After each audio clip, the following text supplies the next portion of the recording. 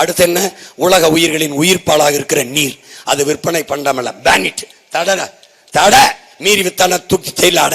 அப்புறம் வேற என்ன? நானே கொடுக்குறேன். தூய குடிநீரை உன் வீட்டு வாசல்ல ஊத்திடுறேன், நானே ஊத்திடுறேன். நீரை சேமிச்சு தூய குடிநீரை, நல்ல குடிநீரை உனக்கு தந்துடுறேன். இது மூணையும் தந்துட்டேன்னா உனக்கு காசு அதுக்காக தேவைப்படுமா பாரு. அதுக்கப்புறம் பசி ஒழிச்சிடறேன். என்ன பண்றேன்? நானே வேளாண்மை செஞ்சிடறேன். வேளாண்மை செய்வதை அரசு பணியா மாத்திடுறேன். ஆடு மாடு வளர்த்தல், பட்டுப்பூச்சி வளர்த்தல், நெசவு செய்தல், தேனீக்கள் வளர்த்தல் நானே செஞ்சிடறேன். கரும்பு சார்ந்த தொழிற்சாலை, தென்னை சார்ந்த தொழிற்சாலை, பனை சார்ந்த தொழிற்சாலை, வாழை சார்ந்த தொழிற்சாலை, உன் வாழ்விடத்துல அரசு பணி தந்துடுறேன். உன் மகன் நம்பு. பல இடத்துல கொடுத்துறேன், பல இடத்துல கொடுக்குறேன். திருப்பூர்ல கொடுக்குறேன். இவங்க வச்சிருக்க இதெல்லாம் விட்டு நான் தர்றேன். வட இந்தியா வர வேண்டிய தேவையில்லாம நான் உருவாக்குறேன். என் பிள்ளைகளை அரசு பணியாக்கி இங்கே இறான் உனக்கு. நீ உன் பிள்ளைய நான் படிக்க வச்சுறேன். உனக்கு முடியல, ஆத்தாப்புக்கு முடியல, நான் வைத்தியம் பார்த்துறேன். குடிக்க தண்ணி கொடுத்துறேன். எரிக்க சிலிண்டர் ஓசா தரல, தடையின்றி தந்துடுறேன். ஏன்? நானே தயாரிப்பேன். நான் ஈராக் வெளிநாட்டுக்கு என்னை நம்புடா, நான் சத்தியமா தருவேன், தடை இல்லாம தருவேன். எப்படி தருவேன்? நானே தயாரிப்பேன். எங்க பல இடத்துல தயாரிப்பேன். எப்படி? 2000 ஏக்கர்ல மாட்டு பண்ண வச்சிருப்பேன். மாட்டு சாணி எடுத்து மீத்தனை எடுத்து உனக்கு சிலிண்டர் அடைச்சி வீடு விட கொடுத்துருவேன். எப்படி கொடுப்பேன்? அந்த தயாரிப்புக்கு ஒரு செலவு இருக்குல்ல, அங்க வேலை செய்யற பிள்ளைக்கு சம்பளம் கொடுக்கும்ல, அந்த காசை எடுத்துக்கிட்டு சிலிண்டர் கொடுத்துருவேன். வேற என்ன தரணும்? வேற என்ன தரணும் சொல்லு. மின்சாரம் ஒரு சொட்டு நேரம் அணையாம நான் தடை இல்லாம தந்துடுறேன். எப்படி? நாட்டையே மின் உற்பத்தி நிலையமா மாத்திடுவேன். எப்படி மாத்திரன்னு போட்டு காட்டுறேன் பாரு மகன். நீ தான் வச்சிருக்கடா செல்போன். எதுக்கு வச்சிருக்க? இந்த உள்ளங்கையில உலகத்து தட்டா சீமான் லேட்டஸ்ட் ஸ்பீச் அபவுட் எலக்ட்ரிசிட்டி தட்டா வரும்டா. நான் எப்படி கொடுக்குறேன்னு பயந்துருவா நீ. எனக்கு மூளை தான் சின்னது, வேலை ரொம்ப பெருசு, ரொம்ப பெருசு. தம்பி, இது என்னோட கனவு இல்ல, 5000 ஆண்டுகளா என் முன்னவர்கள் தூக்கி சுமந்த கனவு. தூக்கி சுமந்த கனவு, புரியுதா? அதை என் தலைவன் தூக்கி சுமந்தான். அவன் கனவை எங்களுக்கு கடத்திட்டான்.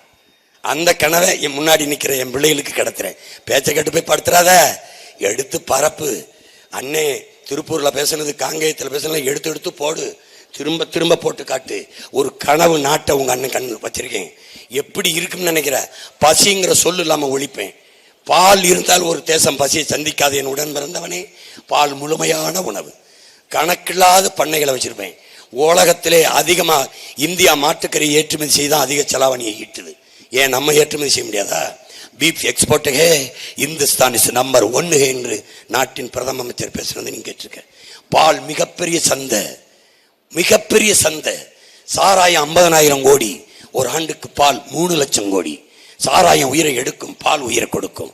நம்ம சாராயத்தை மூடிட்டு பால் பொருளாதாரத்துக்கு போயிடுவோம். நீ வா என்னோட, நீ வா, கவலைப்படாத. நீ உன் வாழ்விடத்துல என்ன அரசு வேலை கொடுக்குறேன்.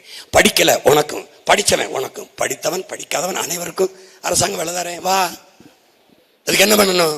ஒரே ஒரு ஓட்ட விவசாயிக்கு போட்டு நாட்டை உன் கொடுத்துட்டு போ. பாரு, நான் வாழ்ந்துட்டில 4 நூற்றாண்டு வாழ்ந்திருக்கேன். 5 முறை ஐயா கருணாநிதி ஆட்சி இல்லை, 4 முறை அம்மா ஜெயலலிதா, 1 முறை ஐயா ஸ்டாலின், 1 முறை ஐயா எடப்பாடி. அவர் 4.5 வருஷம், ஒரு 5.5 வருஷம் வாழ்ந்துட்டார். புதுசா ஒன்றும் நடக்க போறதில்ல, புதுசா ஒன்றும் ஆக போறதில்ல. இவங்க வந்தாலும் டாஸ்மார்க் இருக்கும், அவங்க வந்தாலும் இருக்கும், இவங்க வந்தாலும் கரண்ட் கட்டு இருக்கும், மின்தடை இருக்கும், இவன் வந்தாலும் ஊழல் அஞ்சிருக்கும், அவன் வந்தாலும் ஊழல் இருக்கும், இவன் வந்தாலும் மழையை விட்டுவேன், அவன் வந்தாலும் மணல் அள்ளுவேன். ஒன்றும் மாறாது, ஒன்றும் மாறாது. அப்ப நீ என்ன ஒண்ணு, ஒரே ஒரு தடவை ஒரு 5 ஆண்டு உங்க பிள்ளைகள் எங்ககிட்ட கொடுங்களேன், கொடுங்களேன். சரி, ஒண்ணு வேணாம், யாராவது ஒரு தலைவன் என் மொழி, என் இனம், என் நிலம், என் வளம், என் மக்களின் நலம், என் காடு, என் மலை, என் ஆறு, என் அருவி, என் கடல், என் வரலாறு, இப்படி யாராவது ஒரு தலைவன் பேசிட்டா எனக்கு சொல்லு, நான் அப்படியே ஊருக்கு போயிடுறேன். யாரா பேச சொல்லு பார்ப்போம். கையில தாள் இல்லாம எவனையா பேச சொல்றா? ஏய், மக்களின் பிரச்சனையை மனதிலிருந்து பேசாதவனை எப்படா நீ தலைவன் மதிக்கிற? தலைவன் என்பவன் குறிப்புகளோட பேசக்கூடாது. என் உடன் பிறந்தவனே, குறிக்கோளோடு பேசணும். மக்களின் பிரச்சனையை தாள்ல இருந்து பேசக்கூடாது, தலையிலிருந்து பேசணும். அவன் தான் தலைவன். நீ இங்கே இரு, நாளைக்கு விடிய காலம் வரைக்கும் பேசிக்கிட்டே இருப்பேன். உன் பிரச்சனையை எடுத்து எங்க இருந்து, இங்க இருந்து, இங்க இருந்து தேடு, நல்ல தலைவனை தேடு.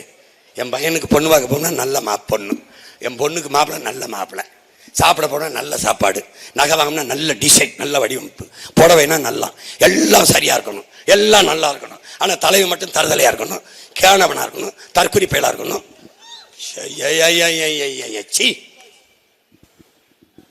நீ நல்ல எண்ணவை சாக விட்டு நடிகனை தேடுற கூட்டம் தானே. உன்னை போய் என்ன பண்ண முடியும்? ஏதோ யோசிங்க. மானத்துக்காக உயிரை விட்ட பரம்பரை. மானம் கட்டு வாழ்றதுக்கு மடிஞ்சு போகலாம். நான் கையேந்தனா சீமா அப்படி ஏந்தனா என்ன சொல்வேன்? பிச்சைக்கார போய் பிச்சை எடுத்துக்கிட்டு இருக்கேன். நம்ம எல்லாரும் சேர்ந்து ஏந்தனா பிச்சை இல்லை இலவசங்கிறேன். நீனும் எடுத்துக்கிட்டு தான் இருக்க. வாங்கு, காசை வாங்கு, கையை பிடிச்சுக்கிட்டு